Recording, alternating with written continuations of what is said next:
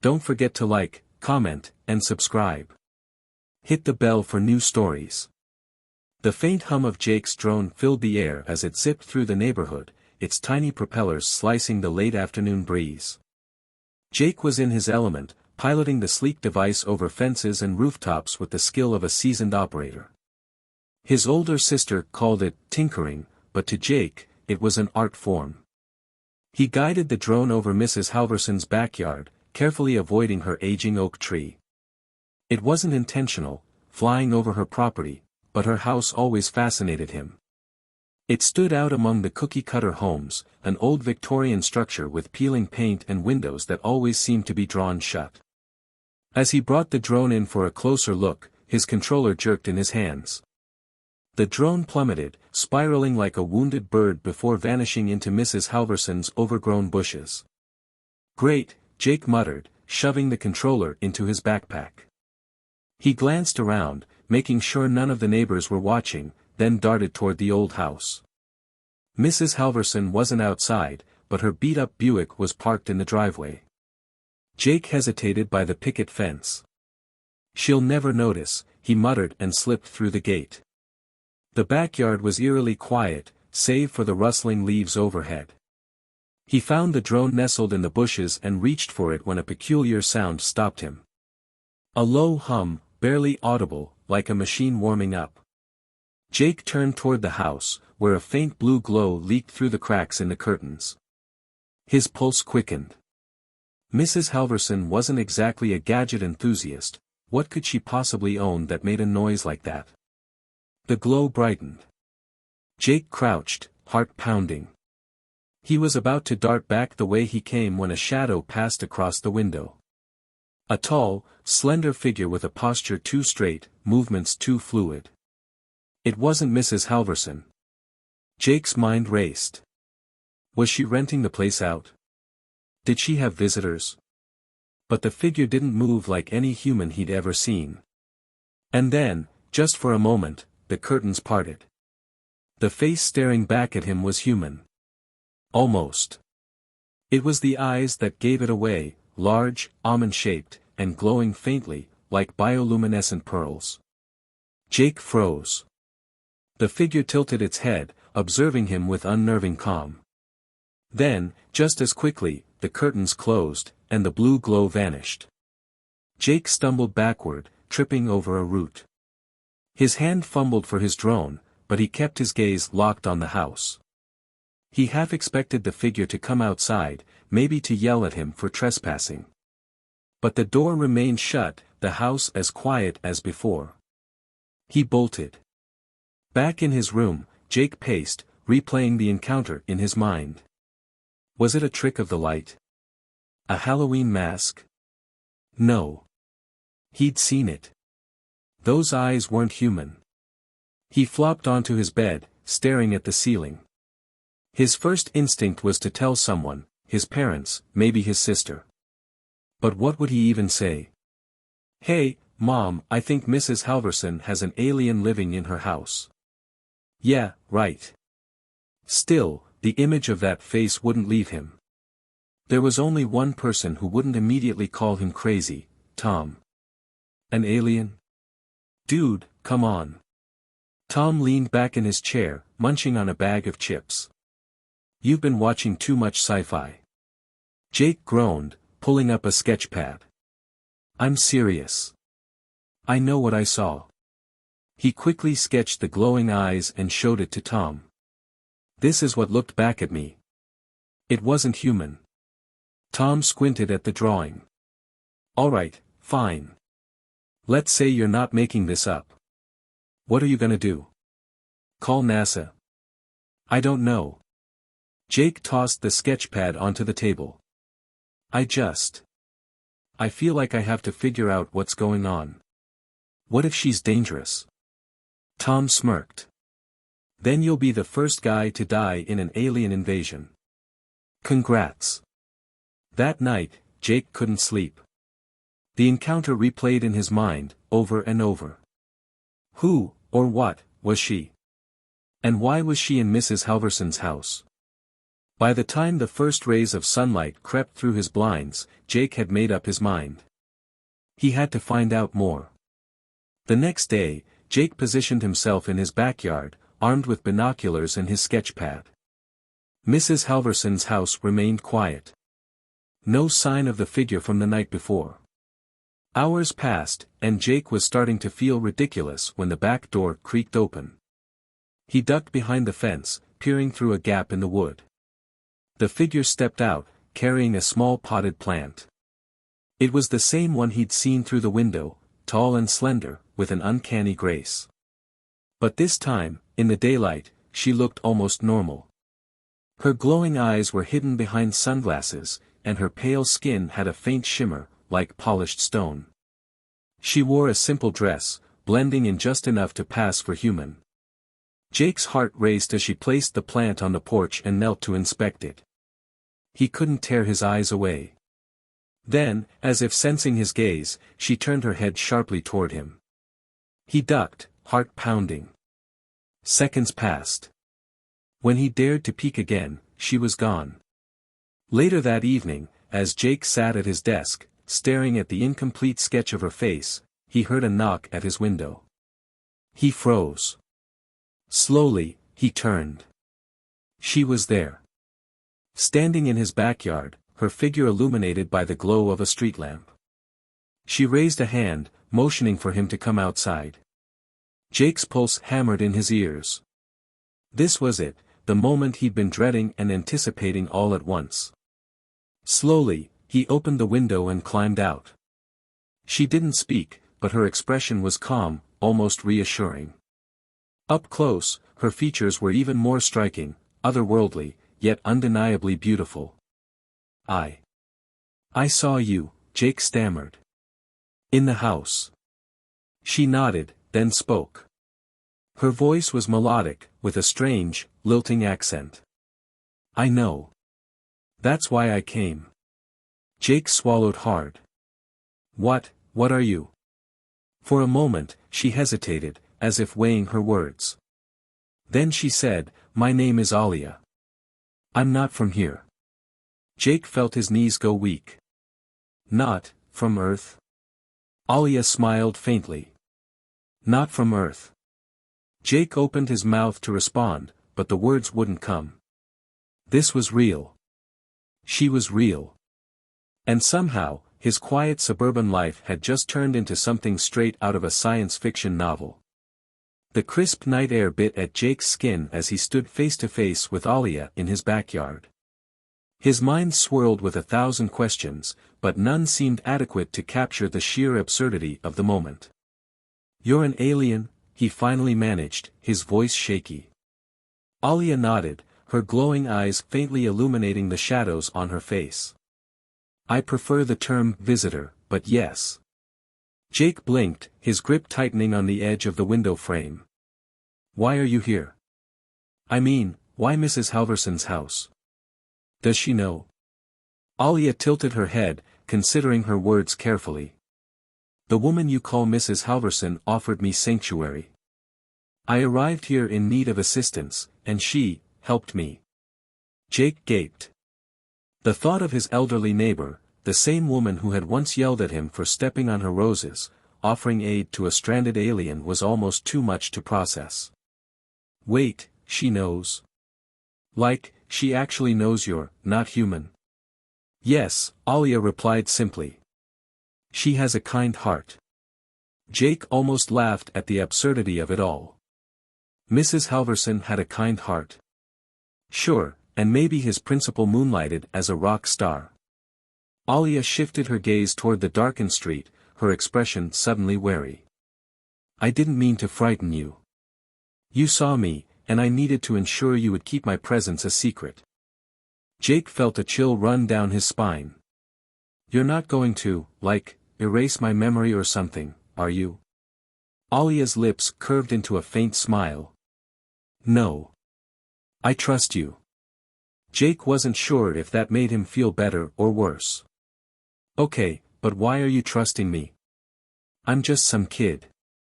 What if he stopped, realizing he was about to admit to snooping. What if someone finds out? That's why I'm here now, Alia said, her tone soft but firm. I need your help to remain unnoticed. Jake frowned. Help? What can I do? Alia stepped closer, her alien presence both mesmerizing and unsettling. Blend in. Humans are adept at disappearing into the noise of their society. I must do the same. Jake blinked. You want me to teach you how to act, human? Yes, Alia said, her glowing eyes locking with his. And, in return, I can share knowledge, things your people have yet to discover. Jake's heart raced. Was she offering alien secrets? Advanced technology? The possibilities were dizzying.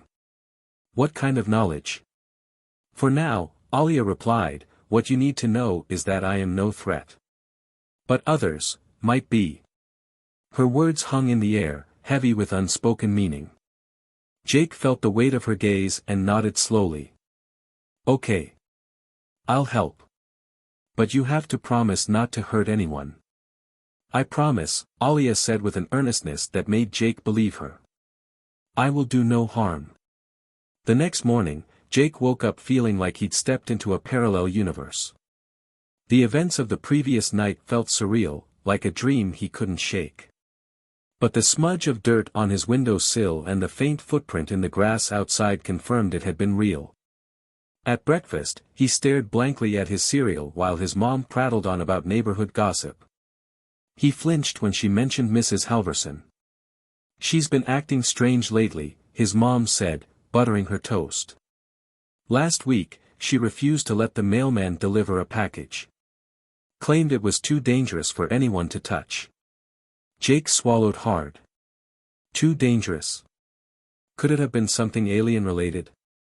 Maybe she's just lonely, his dad chimed in, sipping his coffee. That old house must get quiet. Jake forced a laugh. Yeah, quiet. Inside, his mind raced. He needed to talk to Alia again, but how? Just waltzing over to Mrs. Halverson's house would look suspicious. He needed a plan. Later that afternoon, Jake decided to take the direct approach. Armed with a plate of freshly baked cookies he'd begged his mom to make, he walked over to Mrs. Halverson's house, doing his best to appear casual. The old woman answered the door, squinting at him suspiciously. Jake. What do you want? I, brought you some cookies, Jake said, holding up the plate like a peace offering. Mom said you might like them. Mrs. Halverson eyed him for a moment before sighing and stepping aside. Fine. Come in. Jake entered the dimly lit house, the faint hum of Alia's strange technology immediately prickling his senses. Mrs. Halverson shuffled into the kitchen, muttering about nosy teenagers. Jake glanced around, his eyes darting to every shadow. Then he saw her. Alia stood in the doorway to the living room, her otherworldly eyes hidden behind sunglasses. She gave him a small nod, her lips twitching into something resembling a smile. Mrs. Halverson followed his gaze and scowled. Don't go getting any ideas, Jake. She's a distant cousin, staying with me for a while. That's all you need to know. Jake nodded quickly. Right. Of course. The old woman narrowed her eyes. And don't you go blabbing to anyone. People around here love to talk. I won't, Jake said, his voice steady despite the nervous energy coursing through him. I promise. Mrs. Halverson huffed and shuffled back into the kitchen, leaving Jake and Alia alone. You've met Mrs. Halverson, Alia said, her voice carrying a faint hint of amusement. Yeah, she's intense, Jake replied, keeping his voice low. She is also loyal, Alia said. She saved my life when I arrived here. Jake's curiosity piqued. How? What happened? Alia hesitated, glancing toward the kitchen. Not here. Meet me tonight, by the oak tree in the backyard. Jake nodded, his heart racing. Okay. I'll be there. That night, Jake slipped out of his house and crept toward Mrs. Halverson's backyard. The old oak tree loomed like a sentinel, its gnarled branches casting eerie shadows in the moonlight. Alia was waiting for him, her pale skin shimmering faintly in the darkness. She motioned for him to sit on the tree stump across from her. When I arrived on this planet, she began, my vessel was damaged. I crashed in the woods near here, injured and disoriented. Mrs. Halverson found me. She hid me from those who might exploit or harm me. Jake's eyes widened. She just helped you. Why? She said it was the Christian thing to do, Alia replied, her tone tinged with confusion. I do not fully understand her beliefs, but her actions saved my life. Jake leaned forward. So, what do you need from me now? I need to learn your customs, your behavior, Alia said. To blend in and avoid detection. And I need you to be my eyes and ears in this neighborhood. Jake frowned. You think someone's watching you? Alia's expression darkened. I know they are. There are others, humans, who have noticed things they should not. If they find me, it will not end well. Jake swallowed hard. The weight of her words pressed heavily on his chest. All right, he said. I'll help. But you have to promise to tell me everything. Alia nodded, her glowing eyes meeting his. I promise. As they sat beneath the oak tree, Jake realized his life had changed forever. What started as a simple act of curiosity had pulled him into a web of secrets and danger. And for better or worse, he was now part of something far bigger than himself. Jake couldn't shake the feeling of paranoia as he walked to school the next morning. Every passing car, every curious glance from a neighbor, felt like potential trouble. Alia's warning about people watching her had planted a seed of unease in his mind. Was the government onto her? Was she just being overly cautious? Either way, Jake knew he had to be more careful. In the cafeteria during lunch, Jake sat across from Tom, who was busy dismantling a burrito. The noise of the room drowned out any chance of eavesdropping, making it the perfect place to share a secret. I need to tell you something, Jake said, leaning in. Tom raised an eyebrow. If it's about Mrs. Halverson's cousin, I already heard. My mom says she's weird. Jake lowered his voice. She's not her cousin. She's not even human. Tom froze, mid-bite. He stared at Jake for a long moment before laughing. You've officially lost it. I'm serious, Tom. I saw her. She has glowing eyes, and she talks about things, about people hunting her, that are way beyond normal. Tom leaned back, smirking. Okay, fine. Let's say, hypothetically, she's an alien. Why hasn't the Men in Black swooped in and taken her yet? Because nobody knows she's here, Jake hissed. And she wants to keep it that way. Tom set down his burrito, his skepticism softening into curiosity. All right, say I believe you. What do you want me to do about it? Jake hesitated. I want you to meet her. That evening, Jake and Tom stood at the edge of Mrs. Halverson's backyard, the oak tree looming above them. Tom had come reluctantly, muttering about how stupid the whole thing was. But as they crept closer, even he couldn't hide his nervousness. Are we seriously doing this? Tom whispered. Yes, Jake replied, his heart pounding. Just wait. The faint glow of Alia's eyes appeared first, followed by her slender figure stepping into view from behind the tree. She moved with a grace that was almost unnerving, her presence both ethereal and commanding. Tom's jaw dropped. Holy crap. You weren't kidding. Alia tilted her head, studying him. This is your friend? Yeah, Jake said. This is Tom. He's cool. I trust him. Tom, still wide-eyed, gave a weak wave. Hi. Nice to meet you, ma'am. Alia smiled faintly. You are Jake's confidant. Tom glanced at Jake. I guess. Sure. Alia stepped closer, her gaze piercing but not hostile. Then you must understand the importance of secrecy. My presence here cannot be known. Tom nodded vigorously. Yeah, totally. I mean, I wouldn't even know who to tell. NASA. The FBI. None of them would react well, Alia said. Their response would likely endanger us all. Tom swallowed hard. Got it. Lips sealed. Jake exhaled, relieved that Tom seemed to be taking this seriously. See? He's cool. Alia nodded, seeming satisfied. Good. I will need both of you in the days to come. There are forces searching for me, forces that may already be close. Tom's face paled. Forces? Like what? Other aliens? The government? Space bounty hunters? Alia's expression darkened. I cannot say for certain. But I have reason to believe my arrival did not go unnoticed. Jake felt a chill run down his spine. What do you need us to do? For now, Alia said, observe. Be my eyes and ears in the community. If you notice anything unusual, strangers, surveillance, anything, you must tell me immediately. Jake nodded, though his stomach churned with anxiety. Okay. We can do that. Over the next few days, Jake and Tom began their surveillance, though calling it that felt overly dramatic. Mostly, it involved paying closer attention to the neighborhood, who came and went, which cars lingered too long, and whether Mrs. Halverson's house drew any undue attention. At first, it felt like a game.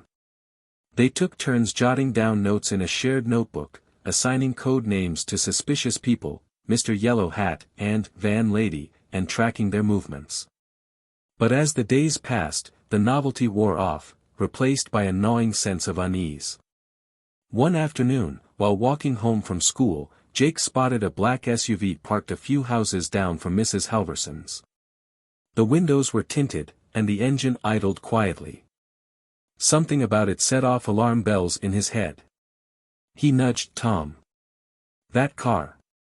It wasn't there yesterday. Tom squinted at the SUV. Could just be someone visiting. Or it could be someone watching, Jake countered. Tom sighed. All right, Sherlock. What's the plan? Jake hesitated. Approaching the car felt risky, but ignoring it felt worse. We wait and see who gets out. They pretended to linger on the sidewalk, chatting about schoolwork while keeping the car in their peripheral vision. After a few minutes, the driver's side door opened, and a man stepped out. He was tall and broad-shouldered, dressed in a black suit that screamed, government agent. His face was expressionless as he adjusted his tie and glanced around the neighborhood. Tom whispered, okay, yeah, that's suspicious. The man opened the trunk of the SUV and pulled out a clipboard, jotting something down before heading toward one of the nearby houses. Jake and Tom watched as he knocked on the door and began speaking to the homeowner. What do we do? Tom asked. Jake bit his lip. We need to tell Alia. That night, under the cover of darkness, Jake and Tom met Alia by the oak tree. She listened intently as they described the man in the black SUV, her expression growing more serious with every detail. This is troubling, she said. If they are conducting door-to-door inquiries, it may only be a matter of time before they reach this house. Tom's eyes widened. So what do we do? Hide you in a basement or something? No, Alia said firmly. Hiding would only confirm their suspicions. I must appear as ordinary as possible. Jake frowned. But what if they see through it? What if they already know? Alia hesitated, her glowing eyes flickering faintly. Then we must prepare for the worst. If they come for me, you must not interfere. Jake's chest tightened. We're not just going to stand by and let them take you. Alia's gaze softened. I appreciate your loyalty, but their power far exceeds yours. If you act, you risk exposing yourselves, and me." Tom crossed his arms. "So what, we just sit back and do nothing?"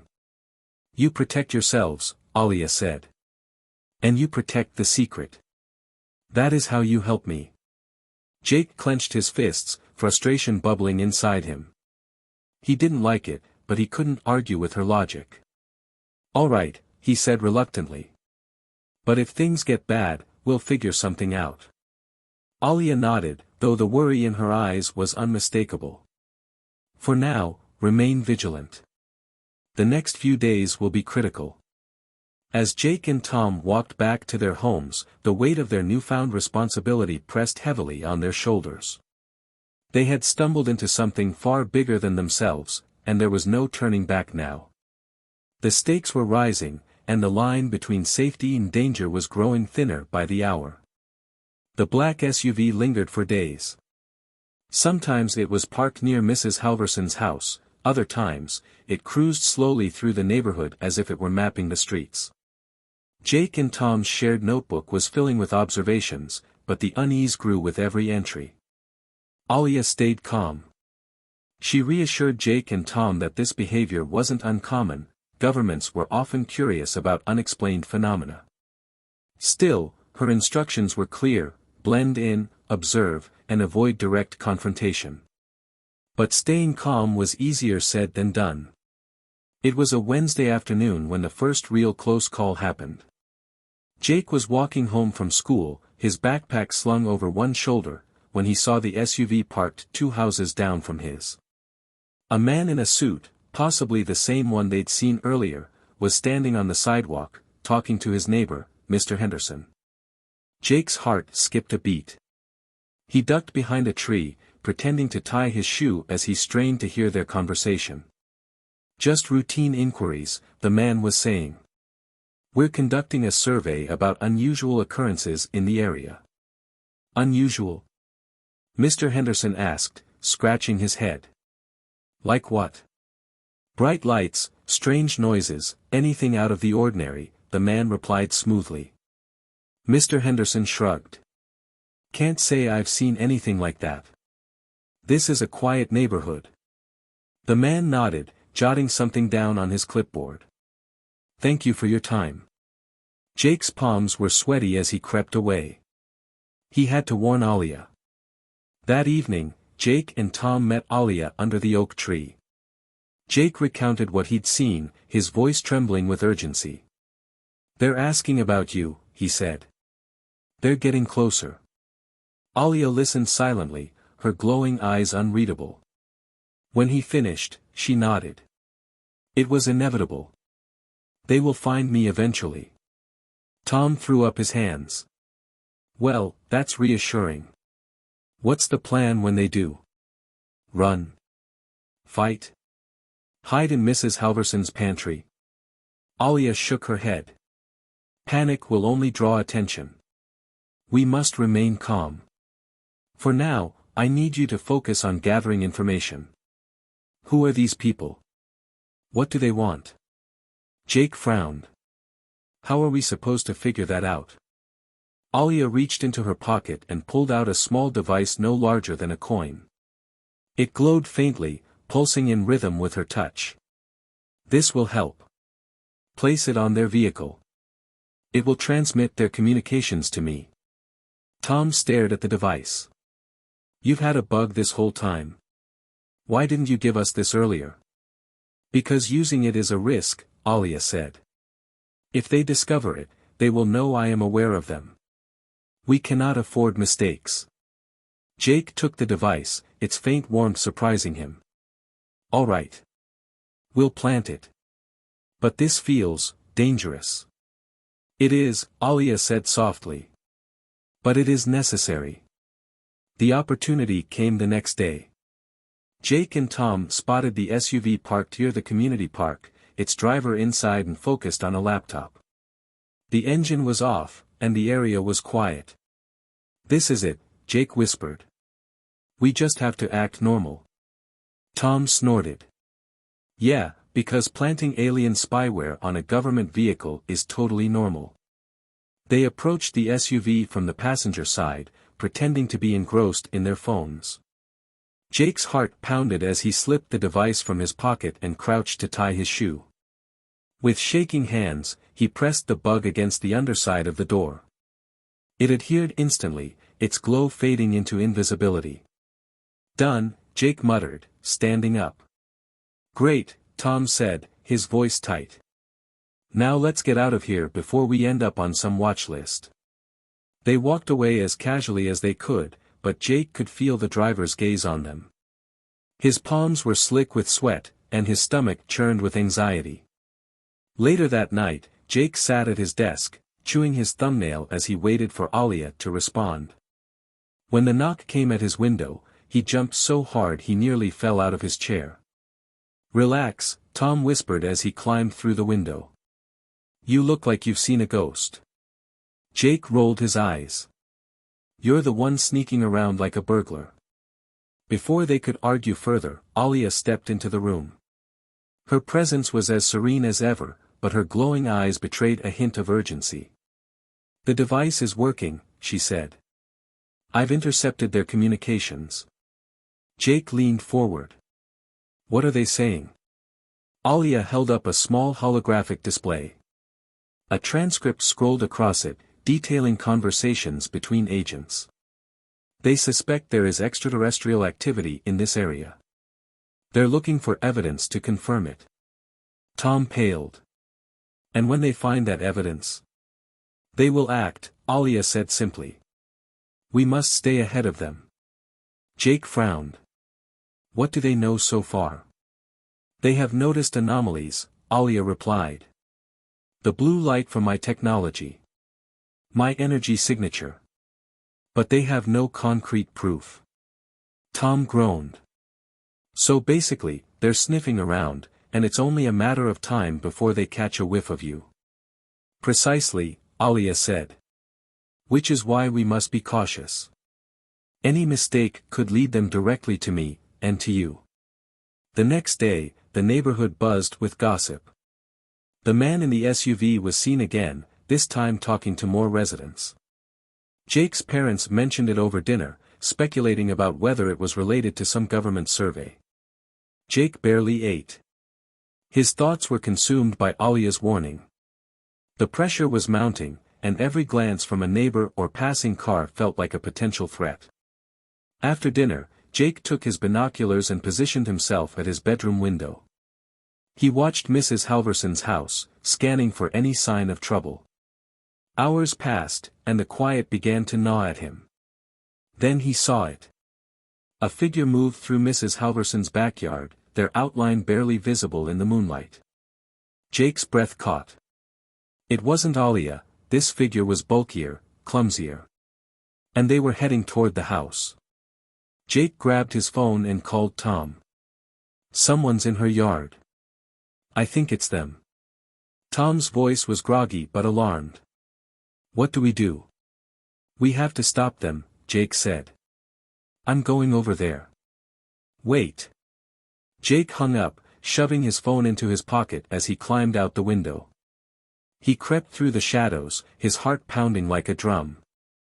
As he reached Mrs. Halverson's fence, he saw the figure kneeling by the porch, fiddling with something metallic. A camera. Jake's blood ran cold. The man was planting surveillance equipment. Before he could think, Jake grabbed a loose stone from the ground and hurled it.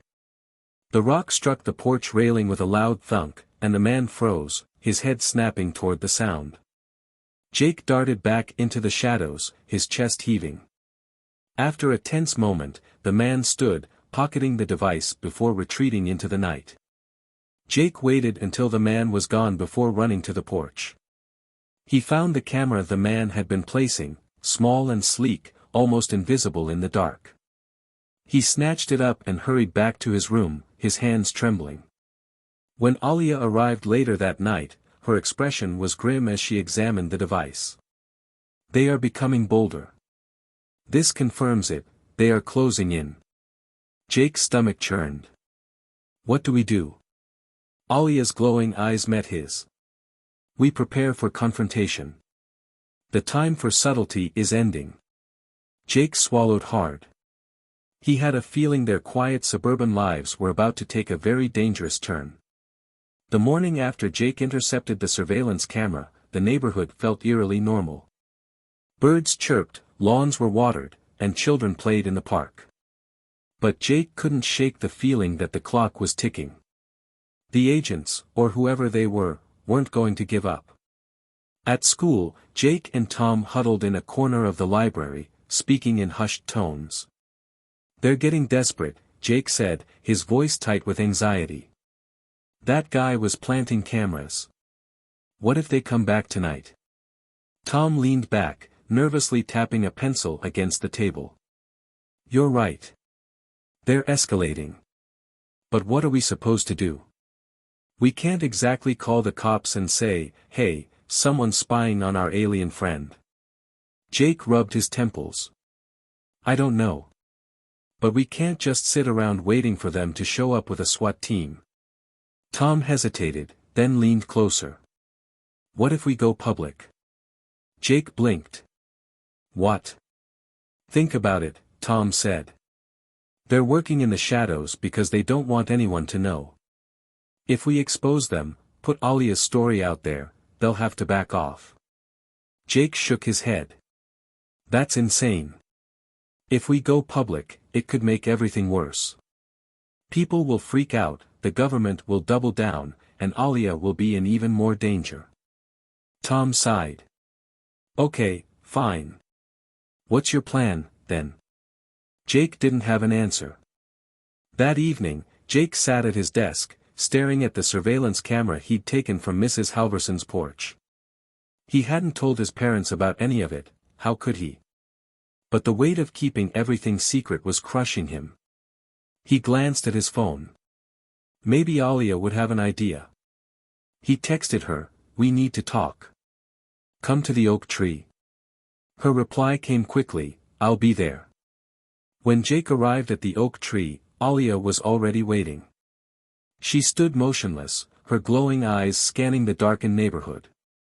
"You've been quiet today," she said softly. "What's troubling you?" Jake exhaled, struggling to find the right words. "They're getting closer, Alia. They're planting cameras. They're asking questions. I don't know how much longer we can keep this under wraps." Alia nodded, her expression calm but serious. "I've sensed their presence as well. They are more organized than I anticipated." "Tom thinks we should go public," Jake said, his voice barely above a whisper. Alia's gaze sharpened. "That would be a mistake." "I know," Jake said quickly. "But I don't know what else to do. They're not going to stop until they find you." Alia stepped closer, her voice soft but firm. "If I am exposed, your world will not react kindly. Fear often drives humans to act irrationally." Jake nodded, swallowing the lump in his throat. "So, what do we do?" Alia hesitated for a moment before speaking. "We shift the narrative." Jake frowned. "What do you mean?" "If the agents are seeking proof of my existence," Alia said, "we must give them a false trail. Distract them. Make them believe their search has led them elsewhere." Jake's eyes widened. "You want to mislead them? How?" Alia's lips curved into a faint smile. "Leave that to me." The next few days were a whirlwind of activity. Alia worked tirelessly, using her advanced technology to create false energy signatures and simulated sightings. She carefully placed them far enough away from the neighborhood to draw the agent's attention but close enough to seem plausible. Meanwhile, Jake and Tom continued their surveillance, keeping an eye on the agents as they followed Alia's breadcrumbs. The black SUV was spotted heading out of town several times, presumably chasing the fabricated leads. But the reprieve was short-lived. It was a quiet Thursday night when the knock came at Jake's door. His heart sank as he opened it to find two men in suits standing on the porch. One was tall and broad-shouldered, with a hard-set jaw. The other was shorter, with sharp eyes that seemed to pierce right through him. "Jake Carter?" the shorter man asked. Jake's stomach twisted. Yeah. That's me." The man flashed a badge. "Special Agent Keller. This is Agent Moore. We'd like to ask you a few questions." Jake forced a smile, his mind racing. "Questions? About what?" Agent Keller's expression didn't change. "We're conducting an investigation into unusual activity in this area." Your name came up. Jake's throat went dry. "Unusual? Like what?" "Bright lights, strange noises," Keller said, his tone neutral. "Things that can't be easily explained." Jake laughed nervously. "Sorry, I've got nothing. Pretty boring neighborhood, honestly." Agent Moore leaned in slightly. "We're not here to accuse you of anything, son. We're just trying to understand what's happening." Jake gripped the doorframe, struggling to keep his voice steady. "I wish I could help, but I haven't seen anything weird." The agents exchanged a glance, and Jake's heart sank. They didn't believe him. "If you think of anything," Keller said, handing him a card, "give us a call." Jake nodded quickly. "Sure.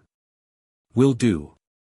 The agents turned and walked back to their SUV, but Jake didn't close the door until they were out of sight.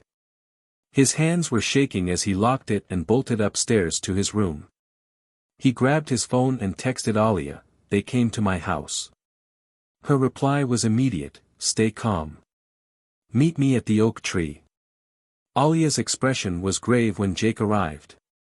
Tom was already there, pacing nervously. "They're on to us," Tom said. "They know something's up." "They suspect," Alia corrected. "But they do not have proof." Jake ran a hand through his hair. "What if they get proof? What if they find one of your devices or follow you?" Alia was silent for a moment, her glowing eyes fixed on the ground. When she spoke, her voice was calm but resolute. "If it comes to that, I will leave." Jake's heart sank. "Leave? You mean, leave Earth?" "If necessary," Alia said. "I will not endanger you or your families." Tom shook his head. "There's got to be another way. We can figure this out. We just need more time." Alia placed a hand on his shoulder, her touch surprisingly gentle. "Time is a luxury we may not have." The next day, the agents ramped up their efforts. They questioned more neighbors, planted more cameras, and even began patrolling the streets at night. The neighborhood buzzed with rumors, but no one knew the truth. Jake and Tom stayed vigilant, working with Alia to stay one step ahead. But the pressure was mounting, and it was only a matter of time before something gave. That evening, Jake spotted the SUV parked near his house again. His stomach churned as he watched the agent step out and approach Mrs. Halverson's door. He bolted for the oak tree, where Alia was waiting. "They're at Mrs. Halverson's," he panted. "What do we do?" Alia's expression hardened. "It's time to confront them." Jake's eyes widened. "Confront them? Are you serious?" "They will not stop until they find answers," Alia said. "If I do not act now, they will uncover the truth." Tom arrived, out of breath. "What's the plan?" Alia turned to them, her glowing eyes filled with determination. "We show them the truth, but on our terms." Jake's pulse quickened. He had no idea what she had in mind, but one thing was clear, the game had changed. And there was no turning back now.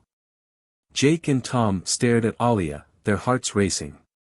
The idea of confronting the agents head-on felt insane, but the determination in her glowing eyes left no room for doubt. "What do you mean, show them the truth?" Jake asked, his voice barely steady. Alia's voice was calm but firm. "These men are operating under the assumption that I am a threat.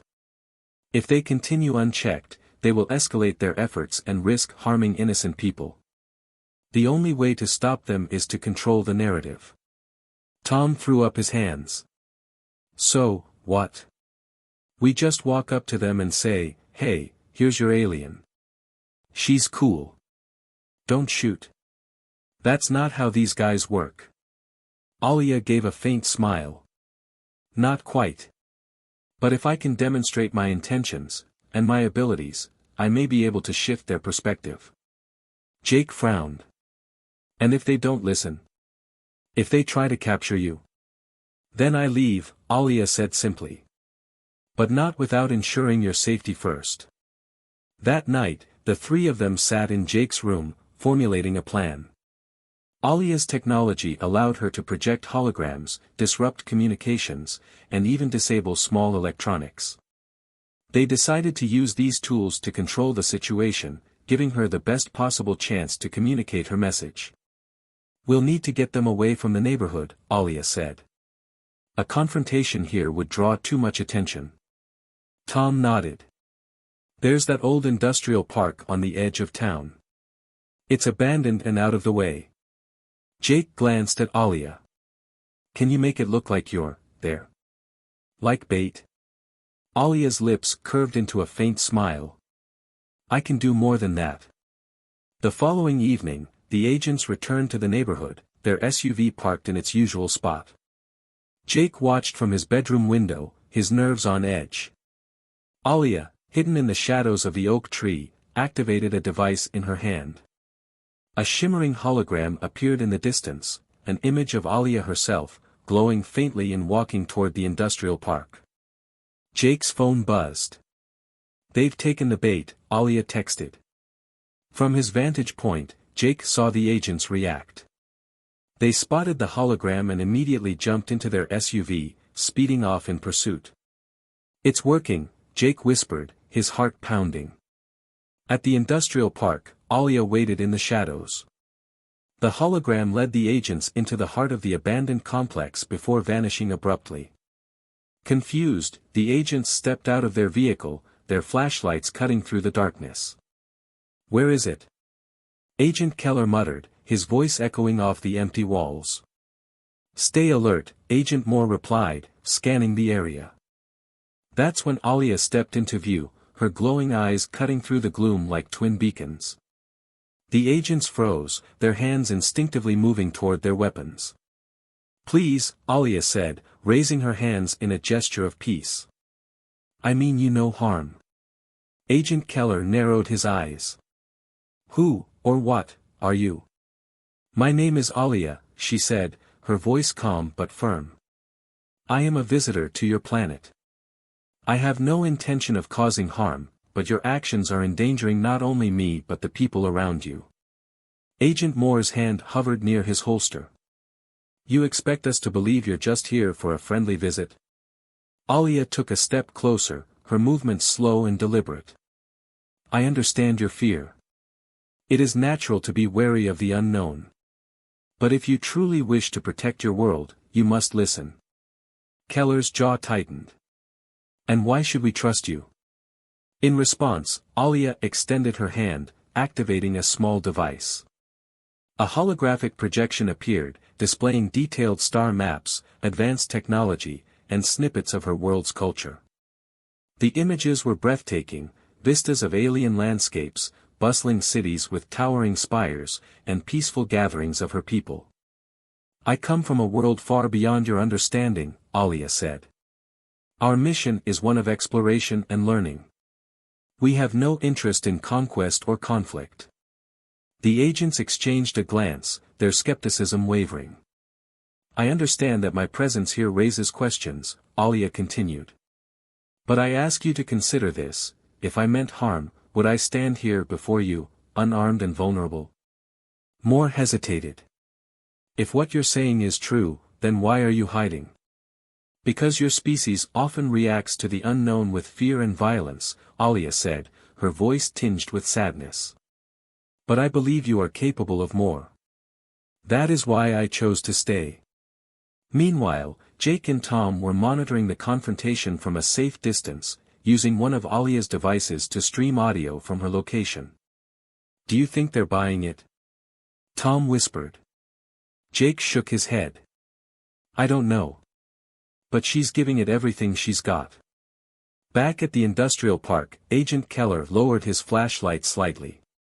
If we let you go, what happens next? I will continue to observe, Alia said. To learn. And when the time is right, I will leave. Quietly. And if we refuse? Keller asked. Alia's glowing eyes softened. Then you force my hand. I will not allow harm to come to those who have helped me. Moore frowned. What do you mean by helped? Are there others involved? Alia hesitated for the briefest of moments.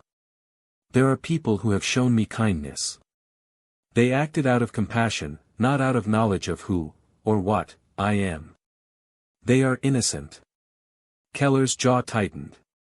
And if we insist on detaining you? Alia's voice grew firmer. Then you will see the lengths I am willing to go to protect them. Before Keller could respond, his radio crackled with static. The lights on their vehicle began to flicker, and their flashlights dimmed. What the? Moore muttered, tapping his flashlight. Alia stepped back, her gaze steady. This is a demonstration, not a threat. I am capable of much more, but I have no desire to harm you. Please, let this end peacefully. The agents retreated to their vehicle, their expressions unreadable. For a long moment, they simply sat inside, speaking quietly to one another. Then, without another word, they started the engine and drove away. Alia exhaled softly, her shoulders relaxing for the first time that night. She turned and disappeared into the shadows, heading back to the safety of Mrs. Halverson's house. The next day, the SUV was gone. The agents didn't return to the neighborhood, and the lingering tension began to dissipate. Jake and Tom met Alia under the oak tree, relief evident on their faces. Did it work? Jake asked. For now, Alia replied. They are unlikely to return, but we must remain cautious. Tom grinned. You totally freaked them out. That was awesome. Alia gave a faint smile. Fear was not my goal. Understanding was. Jake nodded, a sense of pride swelling in his chest. You did great, Alia. She inclined her head. And I could not have done it without you. As the three of them sat beneath the oak tree, the weight of recent events began to lift. The immediate danger had passed, but they all knew the journey was far from over. Alia's presence had changed their lives forever, and the future was filled with uncertainty, but also with hope. The days following the confrontation at the industrial park were quiet. The black SUV was gone, the agents had disappeared, and the neighborhood returned to its usual rhythm. But for Jake, Tom, and Alia, life was anything but normal. They knew the peace wouldn't last forever. Alia spent her nights working tirelessly in Mrs. Halverson's basement, using her advanced technology to repair her damaged communication device. If she could re-establish contact with her homeworld, perhaps they could send help, or at least provide guidance. For Jake and Tom, the stakes had changed. No longer was this just about keeping Alia safe, now, it was about what they could learn and how they could help her. And, as Alia pointed out, it was also about preparing for what might come next. One evening, Jake found himself standing in Mrs. Halverson's kitchen, holding a plate of cookies his mom had baked. Mrs. Halverson sat at the table, watching him with her usual mix of suspicion and bemusement. You're a good kid, Jake, she said, sipping her tea. But you've been poking your nose into things you shouldn't. Jake froze. What do you mean? Mrs. Halverson gave him a knowing look. Don't play coy. I've lived long enough to know when someone's keeping secrets. You and that friend of yours have been running around like spies. Jake sighed, setting the plate on the table. It's not what you think. We're just trying to help. Mrs. Halverson leaned forward. Help? Help her? That woman you keep sneaking off to meet? Jake's eyes widened. You know about Alia? The old woman chuckled. Of course I do. I'm the one who let her into my house, remember? Jake blinked. Wait, you knew she was an alien this whole time? Mrs. Halverson smirked. I'm old, not blind. When she showed up looking like a ghost from another world, I figured I had two choices, turn her in or help her. And turning her in didn't sit right with me. Jake was stunned. Why didn't you say anything? Because, Mrs. Halverson said, her voice softening, sometimes the right thing to do is just keep quiet and let people figure things out for themselves. But now that those men in suits are sniffing around, I think it's time we stopped playing hide and seek. That night, Alia gathered Jake, Tom, and Mrs. Halverson in the basement. The room was dimly lit, filled with strange devices that pulsed and hummed with an otherworldly energy.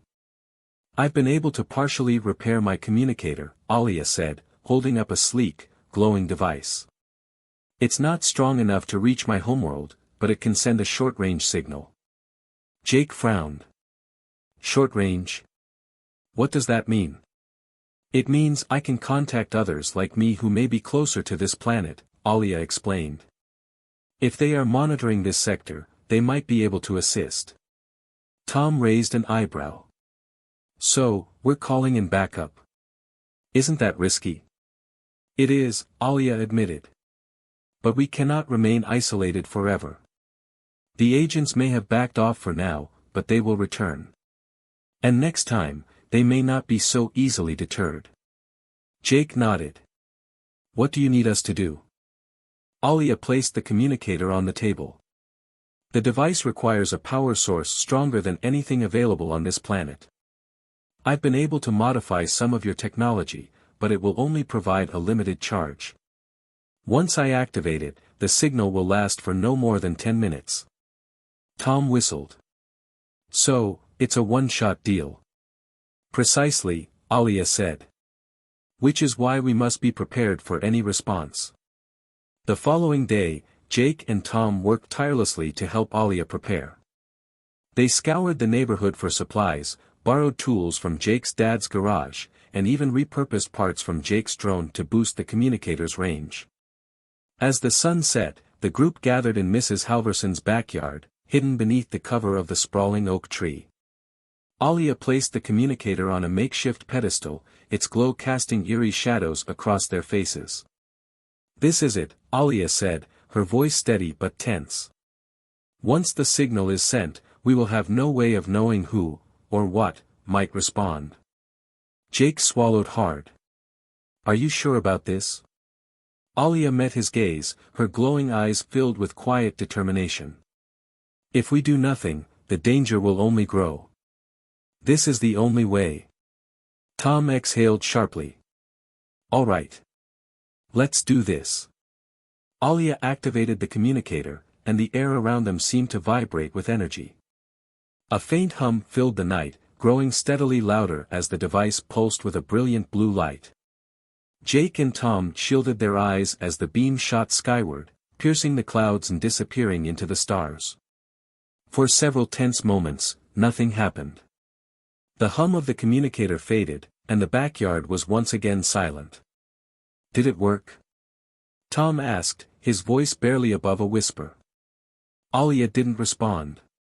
Her glowing eyes were fixed on the sky, her expression unreadable. Then, a faint light appeared in the distance, too bright to be a star, too steady to be an airplane. It grew larger and closer, illuminating the night with an otherworldly brilliance. Jake's breath caught in his throat. Is that? Yes, Alia said, her voice soft. They heard us. The light resolved into a sleek, silver craft that hovered silently above the oak tree. Its surface shimmered like liquid metal, reflecting the moonlight in a mesmerizing display. A small hatch opened, and a beam of light descended to the ground. Jake and Tom stepped back as a figure emerged from the craft. The being was tall and humanoid, with features similar to Alia's but more pronounced, longer limbs, brighter eyes, and an aura of unearthly elegance. The figure approached Alia, speaking in a language that sounded like a melody. Alia responded in kind, her voice lilting and fluid. What are they saying? Jake whispered to Tom. Tom shrugged. No clue, but it doesn't look like they're planning to blow us up, so, that's good. After a few moments, Alia turned to the group. This is Kale, a scout from my homeworld. He has been monitoring this sector and will relay our situation to the council. Kale inclined his head, his glowing eyes sweeping over Jake, Tom, and Mrs. Halverson. Though he said nothing, there was a quiet respect in his gaze. What happens now? Jake asked. I will remain here, Alia said. Kale will ensure that our people are aware of the situation, but it is unlikely they will intervene directly. They prefer not to interfere with developing worlds. Tom frowned. So we're on our own. Not entirely, Alia said. Kale will provide guidance when possible. But for now, the responsibility remains ours. As the craft ascended into the night sky, Jake felt a strange mix of relief and unease. They had made contact, but the challenges ahead were still daunting. Alia turned to him and Tom, her expression both grateful and resolute. You have already done more than I could have asked. But this is only the beginning. If we are to succeed, we must continue to work together. Jake nodded, a newfound determination in his chest. We're with you, Alia. All the way. Tom grinned. Yeah. Team Alien forever. As the stars twinkled above them, the group stood together beneath the oak tree, united by a bond that transcended worlds. The fight was far from over, but for the first time, they felt ready to face whatever came next. The next few days passed in a strange haze of quiet anticipation. The sleek alien craft was gone, leaving behind no sign of its presence except the vivid memories etched in Jake, Tom, and Mrs. Halverson's minds. Alia, as calm and composed as ever, resumed her discreet routines, though her resolve seemed even stronger now. She had a mission to complete, and the first steps had been taken. For Jake and Tom, life returned to a semblance of normalcy, at least on the surface. School, chores, and their usual teenage routines filled the days, but they were acutely aware of the monumental secret they carried. Every passing car or unfamiliar face still sent a pang of anxiety through them, but they were learning to live with it. One afternoon, as Jake and Tom sat in his room poring over plans for what they jokingly called Operation Keep Alia Alive, Jake's phone buzzed. It was a text from Alia. Come to the oak tree. It's time. Jake frowned, his heart skipping a beat. She says it's time. Tom looked up from his sketchpad, where he'd been doodling potential anti-surveillance gadgets. Time for what? I don't know, Jake said, grabbing his jacket. But we're about to find out. When they arrived at the oak tree, Alia was waiting, her glowing eyes brighter than usual. Mrs. Halverson stood nearby, leaning on her cane but looking unusually resolute. What's going on? Jake asked, glancing between them. Alia gestured to the sky. Kale has relayed our situation to the council. They have chosen not to intervene directly but have granted me access to restricted resources. With their guidance, I can accelerate my mission. Tom crossed his arms. Which is, what exactly? You keep saying you're here to learn, but what are you really doing? Alia hesitated, her luminous gaze sweeping over the small group. I came to Earth to observe, to understand your species. But I stayed because I saw something extraordinary in you. Jake exchanged a confused look with Tom. Extraordinary? Us? Yes, Alia said. Your species is flawed, prone to fear and conflict. But you are also capable of immense compassion, creativity, and resilience. You possess potential unlike any I have encountered in my travels. Mrs. Halverson raised an eyebrow. So what does that mean for us? Alia stepped closer, her voice soft but filled with conviction. It means I believe your species can become part of a greater interstellar community. But first, you must overcome your own divisions and fears. I am here to guide you, to plant the seeds of that future. Jake's jaw dropped. You're talking about uniting humanity? Alia nodded. It is a long journey, but it begins with small steps. Collaboration, understanding, the sharing of knowledge. These are the foundations of progress. Tom let out a low whistle. No pressure or anything. Over the next few weeks, Alia began sharing fragments of her knowledge, carefully and cautiously. She taught Jake and Tom about advanced concepts in physics and engineering, ideas that seemed straight out of science fiction but made perfect sense under her guidance. Mrs. Halverson, despite her gruff demeanor, became a crucial ally, using her connections in the community to discreetly spread ideas about sustainability and cooperation without revealing their source. The trio even devised a plan to introduce small, non-threatening pieces of alien technology to the world. Alia modified one of her devices to act as a prototype for clean energy, demonstrating its potential to local scientists under the guise of an experimental project. The device created a buzz among the scientific community, sparking discussions about renewable energy solutions. Word of these innovations began to spread, though Alia ensured her involvement remained hidden. The focus, she insisted, had to be on the ideas, not the source. But not everyone was ready for change. One evening, as Jake walked home from a late study session with Tom, he noticed a group of strangers lingering near Mrs. Halverson's house. Their dark clothing and hushed tones set off alarm bells in his mind. He ducked behind a parked car and pulled out his phone, dialing Tom. "We've got a problem," he whispered. "What kind of problem?" Tom asked. "There are people outside Alia's house. I think they're watching her." Tom cursed under his breath. "Stay there. I'm on my way." Minutes later, Tom arrived, and the two of them carefully observed the strangers. They didn't appear to be government agents, no black SUVs or suits, but their presence was no less menacing. "They're just standing there," Jake whispered. "What are they waiting for?" Tom frowned. "Maybe they're trying to scare her. Or us.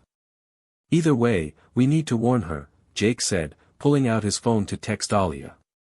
Alia responded immediately, her voice calm but serious. "Do not engage them. Return home. I will handle this." Jake hesitated but ultimately obeyed. He trusted Alia, even if he hated the idea of leaving her to face potential danger alone. The next morning, the strangers were gone, but Mrs. Halverson's house bore a fresh mark of vandalism, spray-painted words reading "freak and leave." Jake's blood boiled, but Alia remained serene. "Fear is a powerful motivator," she said. "But it can be overcome." Despite the setback, Alia's work continued. The energy prototype gained traction, attracting the attention of larger organizations. Scientists began to collaborate on refining the technology, unaware that its origins were extraterrestrial. Slowly but surely, the seeds of progress were taking root. Jake and Tom became Alia's unofficial ambassadors, spreading her ideas through their school and social circles. They encouraged discussions about cooperation, innovation, and tolerance, often framing them as part of a science project to avoid suspicion. Even Mrs. Halverson got involved, organizing community meetings to discuss local issues and promote unity. Her gruff demeanor made her an unlikely leader, but her sincerity won people over. Months passed, and the neighborhood began to change. The fear and suspicion that had plagued it during the agent's presence faded, replaced by a growing sense of community. People began to work together, inspired by the quiet influence of Alia's ideas. For Jake, it was a revelation. He'd always thought of his neighborhood as boring, even stifling. But now, he saw it as a microcosm of something much bigger, a glimpse of what humanity could become. One crisp autumn evening, Jake, Tom, and Mrs. Halverson gathered with Alia under the oak tree. The stars twinkled above, and the air was filled with the hum of distant crickets. "It's working," Jake said, his voice filled with awe. "People are actually listening." Alia smiled, her glowing eyes soft and warm. "You've all done more than I could have hoped. This is only the beginning, but it is a strong start. Tom grinned. Does this mean we're, like, honorary members of your intergalactic club now? Alia chuckled. Something like that. Mrs. Halverson, leaning on her cane, gave a rare smile. You've got a long road ahead, girl. But if anyone can pull it off, it's you. As they sat beneath the oak tree, watching the stars, Jake felt a sense of hope he'd never known before. Humanity was far from perfect, but it had potential that Alia had seen and nurtured. And for the first time, Jake believed that the future might just be bright enough to reach those distant stars. Thanks for watching, everyone. If you enjoyed this video, don't forget to like, comment, and subscribe. For more exciting HFY stories. Your support means the world to us. And make sure to tap the bell icon, so you never miss an update. Stay tuned for our next adventure, and until then, keep exploring the stars. See you in the next video.